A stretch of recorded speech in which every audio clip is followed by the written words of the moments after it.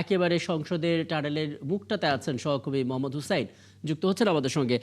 মোহাম্মদ হুসাইন, আপনার মাধ্যমে আসলে বিএনপি দলীয় সংসদ সদস্যরা যখন প্রবেশ করছেন সেই ছবি দেখেছি, শপথের আপডেট পেয়েছি। শপথের পর আমরা খবর পেয়েছি সংসদ নেতা হিসেবে নির্বাচিত হয়েছেন বিএনপি চেয়ারম্যান তারেক রহমান, সেই খবরটা আমরা জেনেছি। এখন দুটো তথ্য একটু জেনে নিতে চাই আপনার কাছ থেকে। এনসিপির আহ্বায়ক নাহিদ ইসলাম এবং জামাত আমির ডাক্তার শফিকুর রহমান তারা ভেতরে তো প্রবেশ করেছেন এবং একটা ধূম্রজাল কিংবা একটা জটিলতা তৈরি হয়েছে যে তারা শপথ নেবেন কি নেবেন না। কারণ বলা হচ্ছে সংবিধান সংস্কার পরিষদের শপথে যেহেতু বিএনপি সদস্যরা থাকবেন না, যোগ দেবেন না, এমন একটা কারণে তারা শপথ নেবেন কিনা, অর্থাৎ দুটো শপথের আমন্ত্রণ তারা পেয়েছেন, নেবে কিনা সেটা নিয়ে এক ধরনের জটিলতা এবং তারা নিজেদের মধ্যে বৈঠকটা করছেন। বৈঠকটা কি শুরু হয়েছে কিনা এবং সেই বৈঠকের ফলাফলটা কখন পাওয়া যেতে পারে, চূড়ান্ত সিদ্ধান্ত কখন আসতে পারে? মোহাম্মদ হুসাইন আসলে যেমনটা বলছিলেন যে সংবিধান সংস্কার পরিষদের শপথ নিয়ে একটি বিএনপির স্থায়ী কমিটির সদস্য সালাউদ্দিন আহমেদ তিনি কিন্তু স্পষ্ট করে বলেছেন তারা জনগণ তাদের নির্বাচিত করেছে সংসদ সদস্য হিসেবে, সংবিধান সংস্কার পরিষদের সদস্য হিসেবে জনগণ তাদের নির্বাচিত করেনি এবং সংবিধান সেটি গ্রহণ করে না। কারণ সংবিধানের বেশ কিছু সংস্কারের মধ্য দিয়ে নির্বাচিত সংসদের মধ্য দিয়ে সংবিধান সংস্কার হয়ে এলে পরে তারা এই সংবিধান সংস্কার পরিষদের শপথের ব্যাপারে তারা সিদ্ধান্ত নিতে পারেন। তিনি স্পষ্ট করেই বললেন এই নিয়ে একটা ধূম্রজাল সৃষ্টি হয়েছে।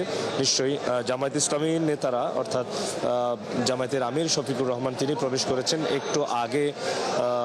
নায়েবে আমির আব্দুল্লাহ মোহাম্মদ তাহের তিনি সংসদ ভবনে প্রবেশ করেছেন ভেতরে শপথ অনুষ্ঠান যোগ দেওয়ার জন্য। অপটিক্যাল ব্রাইটেনার, কালার গার্ড এবং ডার্ট লক সমৃদ্ধ অ্যাডভান্স ফর্মুলায় এলো নতুন রে ডিটারজেন্ট পাউডার। কারণ বিএনপি এবং তার যে জোট সেই জোট কিন্তু আলাদা শপথই নিয়েছে।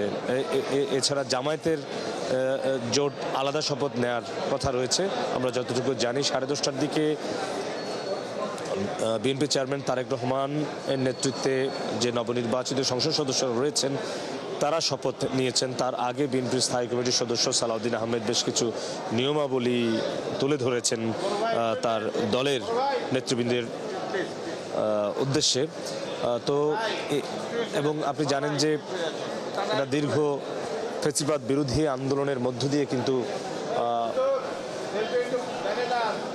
24 আগস্ট 2024-এর 5 আগস্ট শেখ হাসিনা সরকারের পতন হলে তার ঠিক 1.5 বছরের মাথায় নির্বাচন, 12 ফেব্রুয়ারি নির্বাচন। এই নির্বাচনে বিএনপি নিরঙ্কুশ সংখ্যাগরিষ্ঠতা অর্জন করেছে এবং তারা সরকার গঠন করেছে। তো সেই জায়গায় প্রধান নির্বাচন কমিশনার তাদের শপথ পড়িয়েছেন বিকেলে। মন্ত্রিসভার সদস্যদের শপথ পড়াবেন রাষ্ট্রপতি এবং এই শপথ অনুষ্ঠান পরিচালনা করবেন মন্ত্রী পরিষদ সচিব নাসিমুল গনি। তো একটা ধূম্রজাল আসলে সৃষ্টি হয়েছে। বলা যায় যে সংবিধান সংস্কার পরিষদের যে শপথ সেই শপথ বিএনপি অনেক আগে থেকে স্পষ্ট করেছে। নিশ্চয়ই তারা জামায়াত ইসলামের নেতৃবৃন্দের সঙ্গে কিংবা জামায়াত জোটের সঙ্গে আলাপ আলোচনা করে একটি সিদ্ধান্তে উপনীত হবে।